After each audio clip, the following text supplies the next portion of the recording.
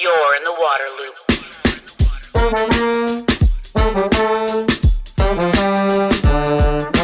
Water loop, water loop, water loop.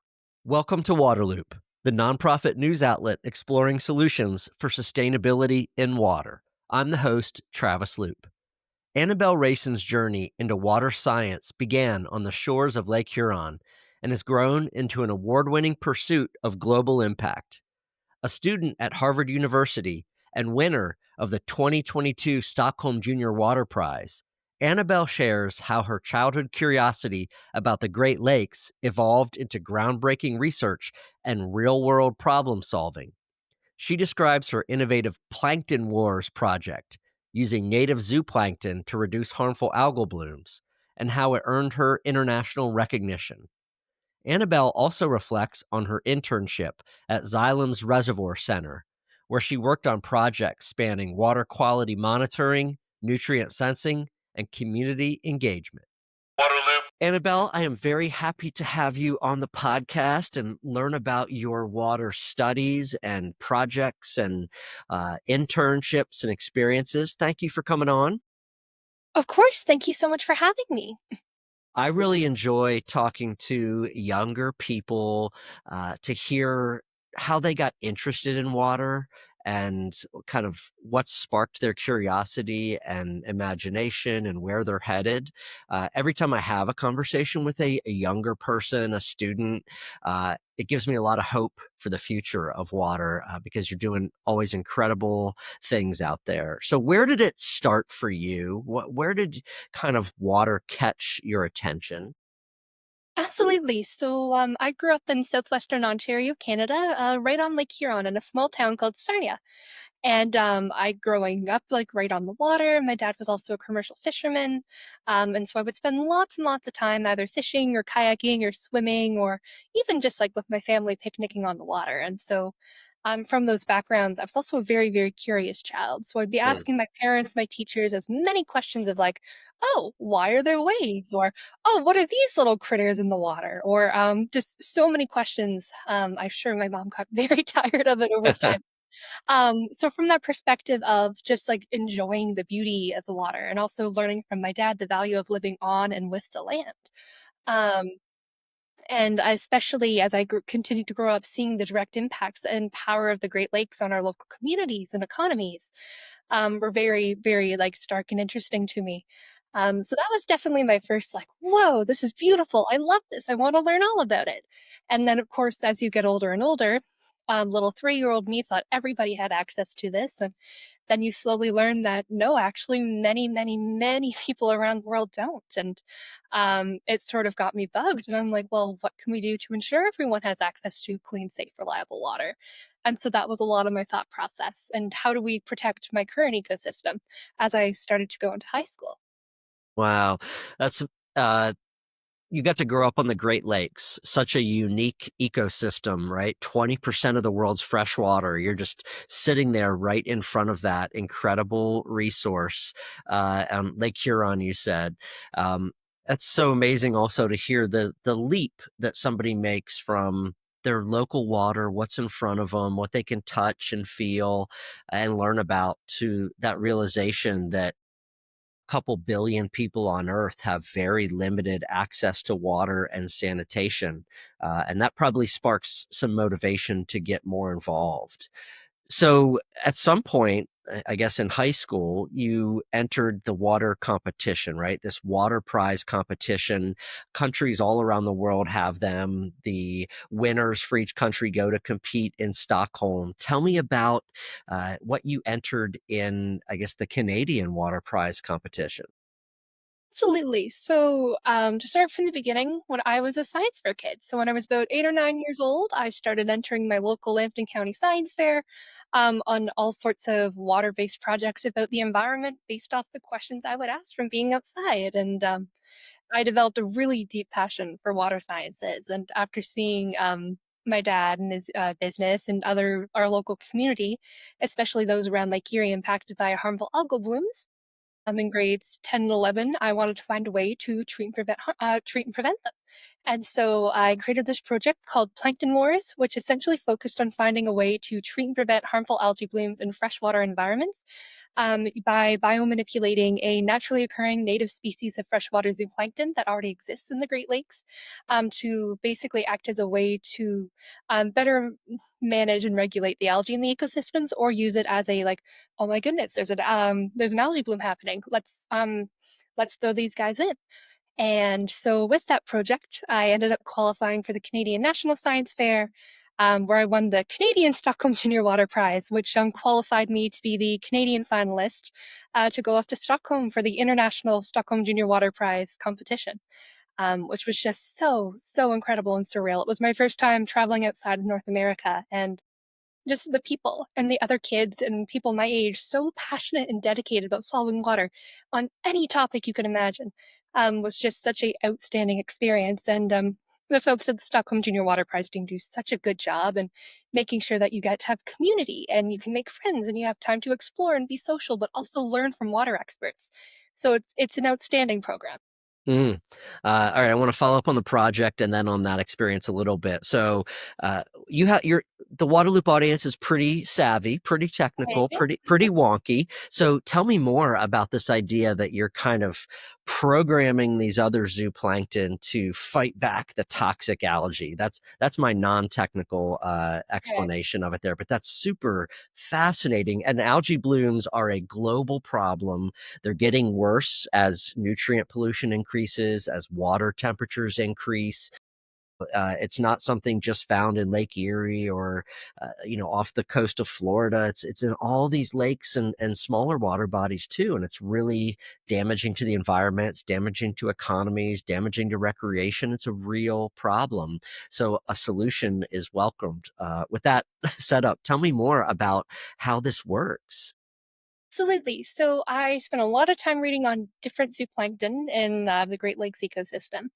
And I did a first run of experiments looking at comparing different species of freshwater zooplankton to essentially see which ones would eat the most algae. And so from there, I found that Daphnia magna, which is also a keystone key species in the Great Lakes ecosystems, and they're a filter feeder, which means that like as they swim and move through the water, they like actually actively eat up the algae or other particles in the water. I found that they were most efficient for this process, and they outconsumed the others. That was called munching madness. um, and then from there, I ended up actually reaching out to my local conservation authority, who connected me with folks at the University of Guelph who were able to give me genotypes of Daphnia magna. So basically, different genetic makes and genetic types of the Daphnia that exist in the Great Lakes. So they just were like, "Hey, you want some Daphnia to play with?" And I said, "Please." And I did all of this in my basement, which I made a makeshift limnology lab out of, without any funding or support or anything. So it was just me cold emailing people for resources, and they were like, "Here you go, have fun, figure it out." Um, and so with those, I decided, okay, what if I made a new experiment and I compared the genotypes to see which ones would make them maybe survive longer or eat more or grow better. And then, of course, outside the genotype experiment, we know that all freshwater bodies are dynamic. They are constantly changing. So I wanted to see which environmental conditions either impacted or hindered or actually led to better success for their consumption and regulation of algae levels. And so I tested their gut microbiomes by adding microbes from a local pond, like I added pond mud into my samples, because the ones that I was cloning and culturing in my basement were pretty pure. They didn't have much outdoor exposure. So I'm like, oh, I Mm. wonder if like natural microbes would make them healthier. And I did tests with we've seen, especially in the Muskoka area, due to issues of decalcification from historic acid rain, there's been a decrease in Daphnia populations and also a sudden increase in eutrophication and algal blooms. And I was like, well, liming's a procedure that we typically use where we add crushed up lime to different environments to increase calcium levels from acid rain. So I'm like, what if I grab that crushed up calcium and add lime to the experiment and see if that makes happier, hungrier Daphnia? I also did a test with microplastics, which of course is an emerging and concerning Mm. in freshwater environments. And I did a test with eutrophication and nitrate and different forms of nitrogen exposure. So I had, at least 100 samples. It's been 3 years, so I can't remember how many little test tubes I have running in my basement, and, for my methods, I did cell counting, entirely microscopy with a hemocytometer. So there was a lot of algae cell counting, and then I was able to use ImageJ to measure like the body lengths, and I was counting how many neonates they reproduced, and so it was. I mean, to me, it developed a love of limnology, and I was just happy as a clam working away in my basement. That is so incredibly awesome and has a real practical application, right? That's very cool stuff. And then take me to that Stockholm experience. You know, you get to be with dozens of other students from around the world who have their own projects.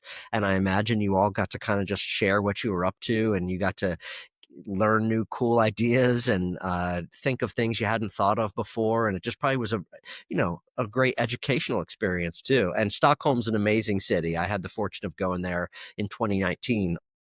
Yeah. Oh, I mean, you nailed it. You're in this beautiful city, and first you arrive, and we were fortunate enough there was a festival by the waterfront, so we all got to present and poster and get to meet each other in a very low stress setting. And of course, you're immediately asking questions, and everyone's bringing pins or candy or snacks from their part of the world to share with you, and you're exchanging ideas and opinions.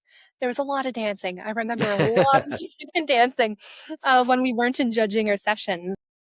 I mean, the judging experience itself was very educational, and like you have these intense water professionals asking you all sorts of questions and also being like, have you thought of this or that, or explaining Mm, things. And so you're learning as you're presenting, and everyone was just so wonderful. And then, of course, Xylem has their facility tours, so you get to meet other water professionals, and you're there at World Water Week, so then you're hearing policy discussions and also some research talks. So it's just such a great environment to be in if you're a youth and you want to learn about water. And I mean, I am so honored and thankful and can't believe that I ended up actually winning the whole prize. Just right. because everyone, Let's not gloss yeah, over that. Let's just take a second to celebrate that fact, right? You won, right? I The did. Stockholm Junior Water Prize for the planet Earth. So nice. That's incredible. Thank you. Yeah. And then you got to they have a special dinner, right? Did Yeah. the royalty of Sweden, you're meeting those folks, and they're so focused on science and water and young people. And it's just amazing. And you're like, wow, it's so wonderful that they like foster and support this platform for us and continue to do so. Hmm.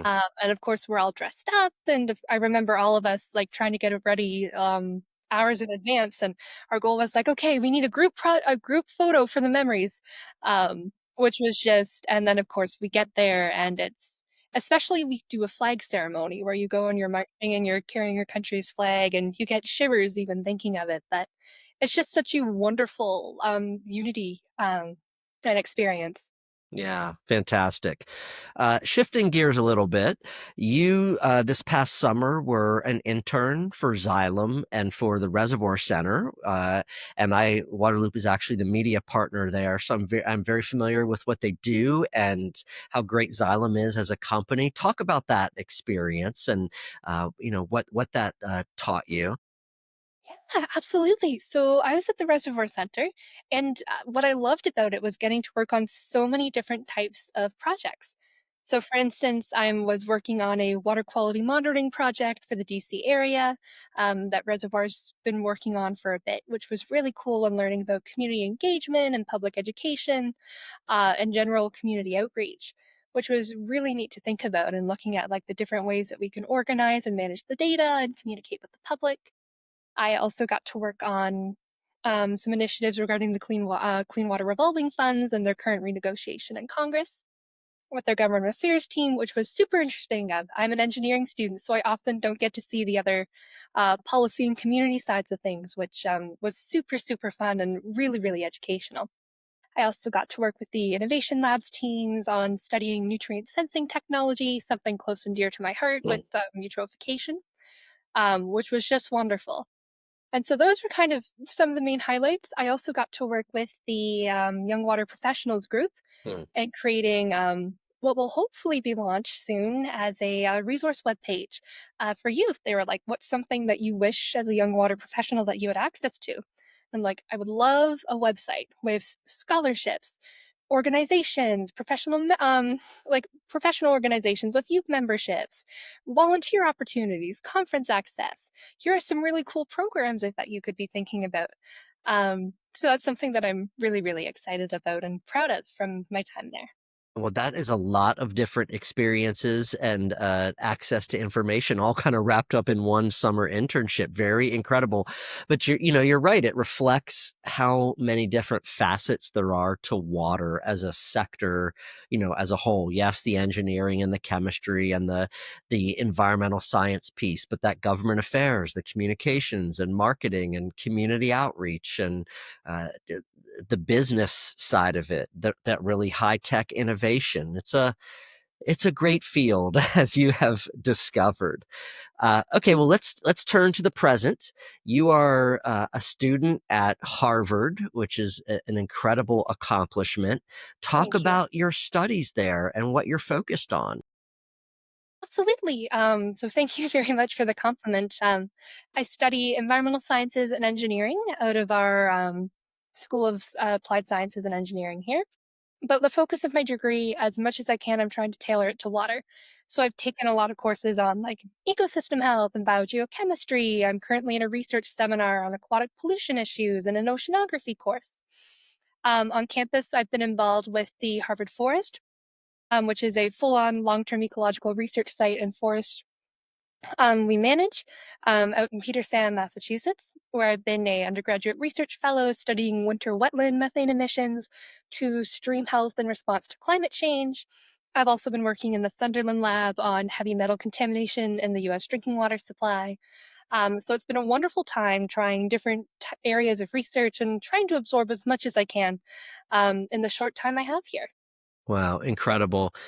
Uh, how would you say you have felt about all of that? Just what's that experience been like? I guess it is probably deepening your interest and love in water, your fascination with. Is it a little bit more like the more you're learning, the more you realize is out there? Just yeah, talk about it. Ooh, yeah, it's like every new class, every new research experience, you're opening a door and you're like, oh, I didn't know it existed. Similar to my internship last summer, I tried so many things that I don't think I would have thought of existed in water. So it's like, oh, so many new things, which makes it tougher to figure out what you really, really like. Um, and then, of course, I mean, it's all very engaging. Sometimes I'll have to take a second and go, oh, I need to scratch my head and think about this. Hmm. But it is a wonderful opportunity. I'm so thankful to be able to deepen my curiosity and ask more questions and open all those new different water doors. And lastly, what would be your advice to young people that might be interested in water? What do you think they should do to learn more or to foster it or try to get plugged in? Just some advice. Yeah, I mean, always, always, always ask questions. You'll learn I'm a very, very curious person, and I think questions are a great way to lead yourself to new learnings or new opportunities. And the other thing I would say is just to be try it, whether that's taking a course or reading some newsletters, or oh, I found this really cool podcast on water issues I can listen to. So I think like the more you expose yourself to the area, you can learn what you like, what you don't like. If you are, for example, an undergraduate, I would definitely recommend trying an internship in water or engaging in water research in some way, because even if you're like, oh, this isn't for me, you've learned about all sorts of new issues in the water world or skills in the water world or different places and opportunities for you to go. Yeah, well, I know having been in water for, oh, I don't know, 17, 18 years myself, that the sector is very hungry to have more young people coming in and studying water and working in water. And that the sector, I think hopefully you've experienced is very welcoming and wanting you and happy to nurture and connect you and bring you along, if you will. So Annabelle, to that point, I'm happy and thrilled to have you out there learning about water and putting all that brain power toward it. And I look forward to following your journey. Thank you, and thank you so very much for having me today. Waterloop. Thanks for listening. If you want to support Waterloop's ongoing exploration of water solutions, subscribe on YouTube, rate and review the podcast on Spotify and Apple, follow us on social media at The Waterloop, and sign up for email updates at waterloop.org. Until next time, be water, my friends. You're in the water loop.